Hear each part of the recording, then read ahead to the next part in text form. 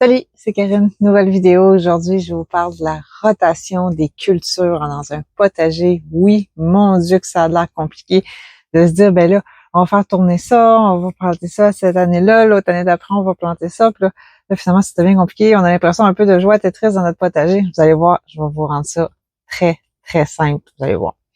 La rotation des cultures. Quand on fouille un peu sur Internet, on trouve un peu de tout. Il y a autant des blogs qui disent à peu près n'importe quoi, autant que d'un autre côté, ben on va avoir des sites vraiment spécialisés, comme mettons le ministère de l'Agriculture ou des rapports d'agronomes qui ont été faits. Mais le problème de ces sources-là, c'est que ça vient de c'est des rapports qui ont été produits en fait pour des grands maraîchers. Pour les maraîchers qui ont des grandes cultures, là, on parle de plusieurs hectares de culture, puis qui vont faire un champ de carottes, un champ d'oignons, ainsi de suite, ainsi de suite. Pour eux autres, la rotation des cultures, c'est vraiment indispensable. C'est une pratique qui fait partie de leur culture à chaque année. Ils vont la pratiquer. Puis en plus, ben, ça va dépendre aussi, c'est quoi que chaque agriculteur va cultiver. Fait que c'est compliqué même pour eux autres. Fait que dans les potagers, nos petits potagers à la maison, on fait comment pour appliquer les meilleures pratiques? On a une toute petite culture, hein, on n'a pas beaucoup de plants de chaque. Qu'est-ce qu'on fait avec ça? Je vais vous expliquer ça. Ça va être très simple. Plus vous avez un petit potager, moins c'est indispensable. Plus votre potager est petit, moins vous avez de monoculture qu'on appelle. Parce que vous avez juste quelques plants de chaque chose. Ça va être moins indispensable. Ou ça va être vraiment indispensable, c'est plus votre potager est grand, plus vous allez avoir besoin de faire de la rotation. Et à quoi ça sert la rotation, en fait? Ben, ça sert principalement contre les insectes ravageurs puis les maladies. Je vous donne par exemple la mosaïque de la tomate. Je vous avais fait une vidéo là-dessus, je me suis retrouvée avec des plants contaminés, je vous l'avais expliqué. Ben, si je me retrouvais avec la mosaïque de tomate dans mon potager. Dans mon cas, cette fois-là, c'était un petit plant nain qui était dans un petit pot isolé, fait qu'il n'y a pas eu de contamination ailleurs. Mais dans le cas où il aurait été dans mon potager, ben à cet endroit-là, j'aurais pas pu planter de tomates pendant encore quelques années parce que la contamination du virus aurait été dans le sol. La rotation des cultures m'aurait permis d'éviter de recontaminer des plants. Les maladies fongiques, c'est un peu compliqué parce que souvent les spores de moisissure sont balayés avec le vent. Fait que la rotation des cultures va être plus ou moins efficace là-dessus, surtout dans nos petits potagers. L'autre aspect aussi qu'on entend souvent parler, ben c'est les sols. Le sol, on se dit, ben si une plante aspire plus de tel élément dans le sol, après ça, si je la remets à la même place, il en reste plus ou il en reste moins.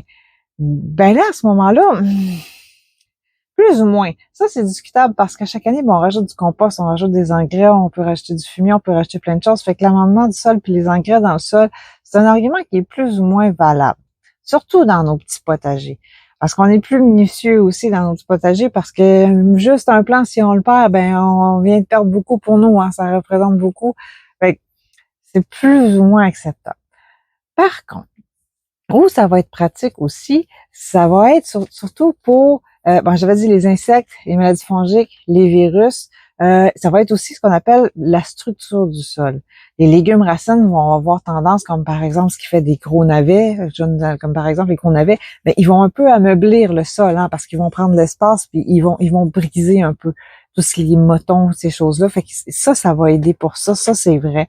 Mais dans nos petits potagers, est-ce que ça s'applique vraiment? C'est un peu discutable. Si vous voulez faire une rotation des cultures, vous dites, moi j'ai un grand potager, je veux faire une rotation des cultures, il y a moyen de se simplifier ça. Je vous ai trouvé une petite astuce un petit peu, c'est de mettre les légumes par groupe. On va se créer des groupes de légumes, en guillemets, puis on va les mettre en 4 groupes. Le premier groupe, ça va être les légumes feuilles. Les légumes feuilles, on va mettre dans ça les laitues, les épinards, toutes ces choses-là, on va les mettre dans les feuilles.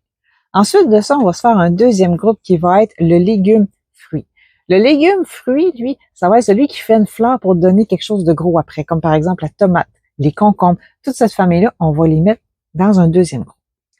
Après ça, on va se créer un troisième groupe qui va être tous les légumes racines. On parle des carottes, navets, betteraves, etc. Ça, on va les mettre dans un troisième groupe. Puis on va se créer un quatrième groupe qui va s'appeler les légumineuses. Ça, on les connaît, hein, c'est les petits pois, les haricots, les fèves. On va tout mettre ça dans ce groupe légumineuse. Une année, vous placez vos 4 groupes disposés d'une façon. Tout divisé dans vos 4 groupes. Après ça, l'année d'après, tout ce que vous avez à faire, c'est de les faire tourner. Juste de une coche. Si vous les faites tourner comme ça, là, vous venez de faire une rotation. Ça va être votre rotation pour l'année suivante. Si vous faites ça d'année en année sur les 4 groupes, ben ça va aller à la 5e année que vous allez replanter le même plant au même endroit. Vous êtes à peu près certain que s'il y avait une contamination du sol à cet endroit-là ou des insectes ravageurs, votre problème va être relativement contrôlé. On pourrait mettre ça dans la lutte intégrée. Pour ceux qui suivent un peu ce qui se passe en agriculture, là, ça va faire partie un peu de la lutte intégrée, des changer de place tout le temps comme ça.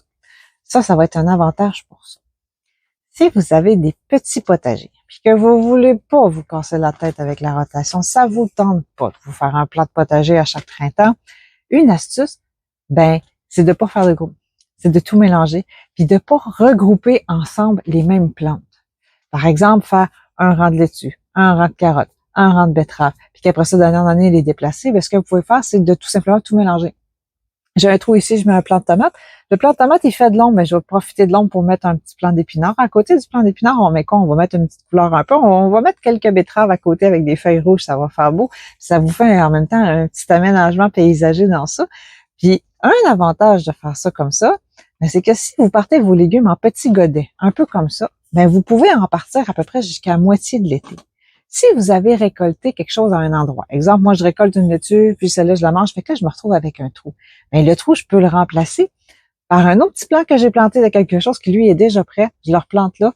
Ça permet d'avoir encore plus de récoltes dans la saison. Ça, c'est une astuce aussi. Ça fonctionne super bien. Puis étant donné que vous n'avez pas le phénomène de monoculture, d'avoir toute la même chose au même endroit, ben, un insecte ravageur ou une maladie qui va affecter une culture en particulier, ben, il pourra pas vraiment se protéger parce que les autres plantes autour de lui, c'est pas avantageux pour lui. Fait que ça sera pas vraiment un avantage. Il pourra pas vraiment se protéger, se propager, pardon.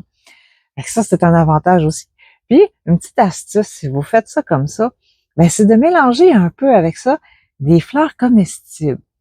Oui. Les fleurs comestibles, l'avantage, ben, ils vont attirer les insectes pollinisateurs. Hein, puis quand on a un potager, ça, on en veut. Fait que ça, c'est un avantage. Puis en plus, ça met de la beauté à votre potager. Fait que si vous avez un petit potager à côté de la piscine sur votre petit terrain en ville, là, ça vous fait quelque chose de super beau. Des fleurs pleines de couleurs, avec un plant de tomate avec ça. Vous pouvez faire un bel aménagement, puis ça fait vraiment beau. Puis en plus, ben, la capucine, si vous voulez l'essayer, je vous suggère, hein, c'est un petit goût poivré vraiment bon. Là, essayez ça. Il existe aussi des variétés de pensées aussi qui sont comestibles. Vous pouvez essayer ça. Puis les semences de ça sont faciles à récolter d'année en année. Vous pouvez en replanter. Vous pouvez faire ça. Puis ça va donner un beau petit look super beau. Puis en temps en temps, mangez une fleur. Ça, vous pouvez en passer de temps en temps. Ou faites-le goûter à vos amis. C'est vraiment bon. Ça, c'est une astuce que je peux vous donner si vous voulez pas vous casser la tête avec les rotations ou si vous avez vraiment un petit potager, vous voulez quelque chose de cute à côté du barbecue, là. Ça, c'est une solution aussi. Puis, il y a beaucoup de gens qui pratiquent ça, puis honnêtement, ça donne des bons résultats, là. C'est vraiment prometteur, cette façon-là, pour les petits potagers domestiques puis les petits potagers en ville. Essayez ça.